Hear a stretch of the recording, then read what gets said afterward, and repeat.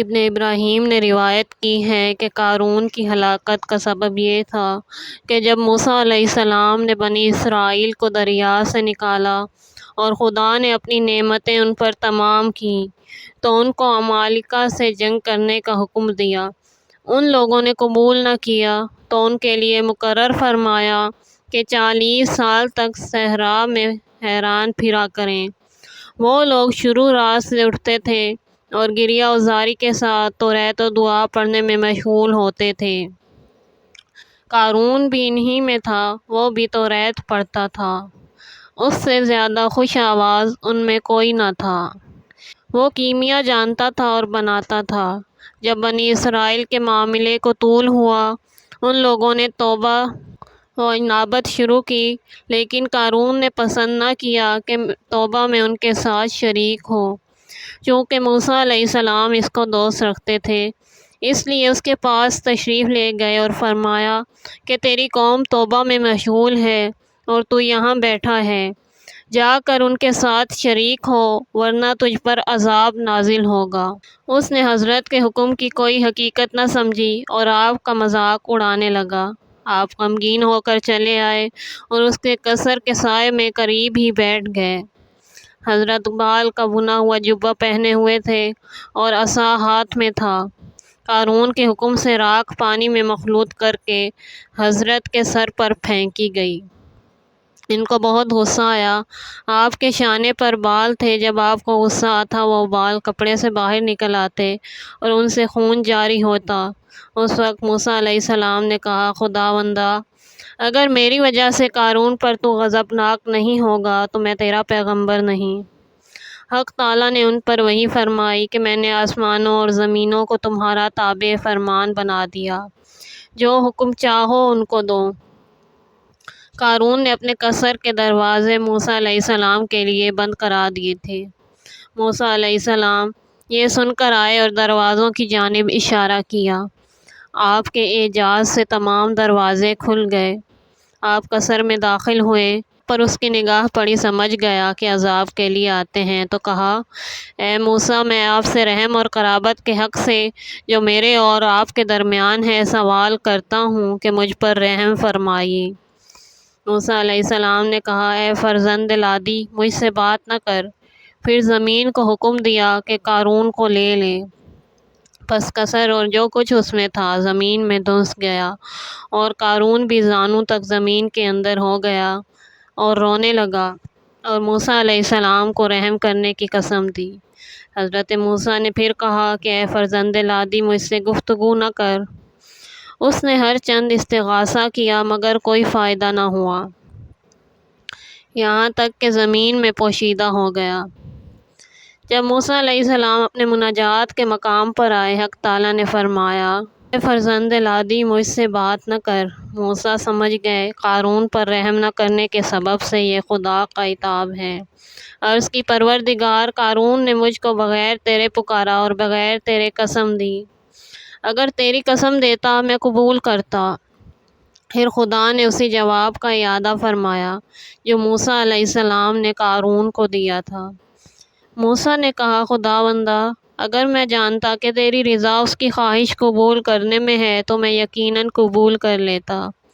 اس وقت خدا نے کہا، اے موسیٰ، اپنے عزت و جلال اور جود و بزرگی اور عظمت و منزلت کی قسم کھاتا ہوں کہ جس طرح قارون نے تم سے رحم کی خواہش کی، اگر مجھ سے کرتا تو میں قبول کر لیتا، لیکن چونکہ تم سے مدد مانگی تھی اور تم سے متوسل ہوا تھا، لہٰذا میں نے اس کو تم پر ہی چھوڑ دیا تھا۔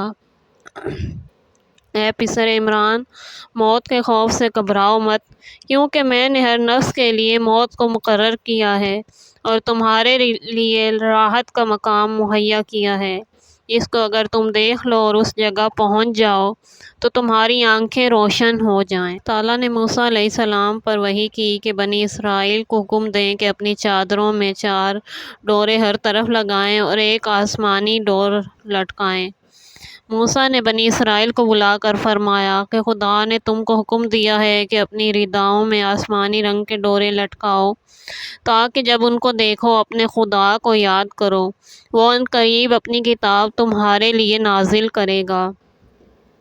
یہ سن کر قارون نے سرکشی کر کے کہا، یہ سب باتیں آقا اپنے غلاموں کے لیے کرتے ہیں تاکہ دوسروں سے ممتاز رہیں۔ اور جب موسیٰ علیہ السلام بنی اسرائیل کے ساتھ دریا سے باہر آئے، مذبح اور مقام قربانی کی حکومت اور تولیت ہارون علیہ السلام کے سپرد کی۔ جہاں بنی اسرائیل اپنی قربانیاں ہارون کو دیتے تھے، وہ مذبح میں رکھ دیتے تھے، اور ایک آگ آسمان سے آتی تھی اور اس کو جلا دیتی تھی۔ ہارون علیہ السلام کے بارے میں قارون پر حسد غالب ہوا۔ اس نے موسیٰ علیہ السلام سے کہا کہ پیغمبری تم نے لے لی اور جسورہ ہارون کو دے دیا، میرا کچھ حصہ نہ تھا، حالانکہ میں توریت کو تم دونوں سے بہتر پڑھتا ہوں۔ موسیٰ علیہ السلام نے کہا، خدا کی قسم میں نے جسورہ ہارون کو نہیں دیا، خدا نے ان کو عطا فرمایا ہے۔ قارون نے کہا، خدا کی قسم میں اس کی تصدیق نہ کروں گا جب تک کہ اس پر کوئی دلیل پیش نہ کرو گے۔ یہ سن کر موسیٰ علیہ السلام نے بنی اسرائیل کے سرداروں کو جمع کیا اور کہا، اپنے اپنے عصا کو لاؤ۔ سب نے لا کر اکٹھا کیا۔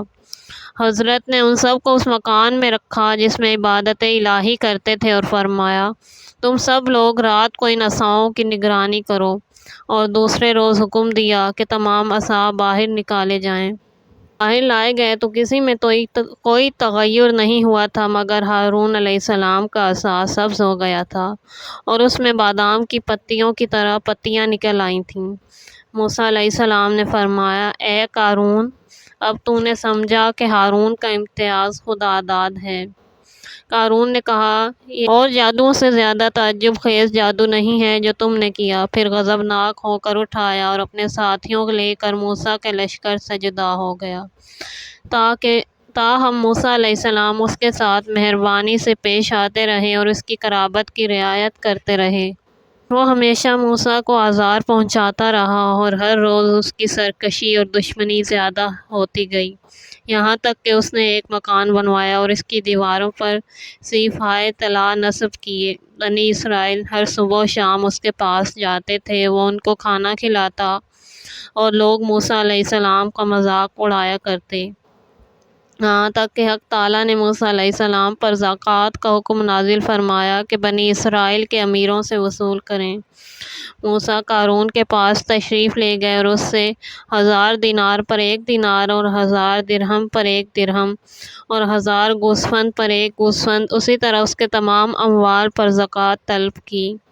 قارون نے اپنے مکان پر جا کر حساب کیا تو اس کو زکوٰۃ میں زیادہ مال جاتا ہوا معلوم ہوا، جس کو وہ دینے پر راضی نہیں ہوا۔ بنی اسرائیل نے اس سے کہا کہ تم ہمارے سردار اور بزرگ ہو، جو حکم دو ہم اس کی اطاعت کریں۔ اس نے کہا کہ فلاں فاحشہ کو بلا لاؤ، اس کے ذریعے سے ہم مل کر ایک مکر کریں، یعنی وہ موسیٰ علیہ السلام پر زنا کی تہمت لگائے تاکہ بنی اسرائیل ان سے متنفر ہو جائیں اور ہم کو ان سے نجات ملے۔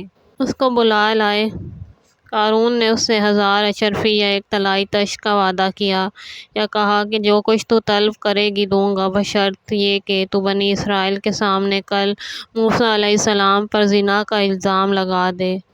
دوسرے روز قارون تمام بنی اسرائیل کو لے کر موسیٰ کے پاس آیا اور کہا، اگر لوگ جمع ہیں اور چاہتے ہیں کہ آپ باہر تشریف لائیں اور ان کو امر و نہی فرمائیں اور ان کے لیے احکام شریعت بیان کریں۔ موسیٰ علیہ السلام باہر آئے اور ممبر پر تشریف لے گئے، خطبہ پڑھا، وعظ فرمایا اور کہا کہ تم میں سے جو شخص چوری کرے گا اس کے ہاتھ قطع کر دوں گا، اور جو فحش عمل کرے گا اس کو 80 تازیانے ماروں گا، جو شخص زنا کرے گا اگر اس کو 100 کوڑے ماروں گا، اور اگر زوجہ رکھتا ہوگا تو سنگسار کروں گا تاکہ مر جائے۔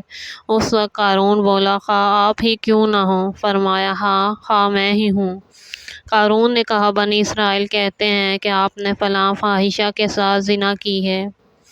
موسیٰ علیہ السلام نے پوچھا، کیا؟ میں نے کہا، ہاں۔ آخر وہ عورت حاضر کی گئی۔ حضرت نے اس سے پوچھا، کیا میں نے تیرے ساتھ زنا کی ہے؟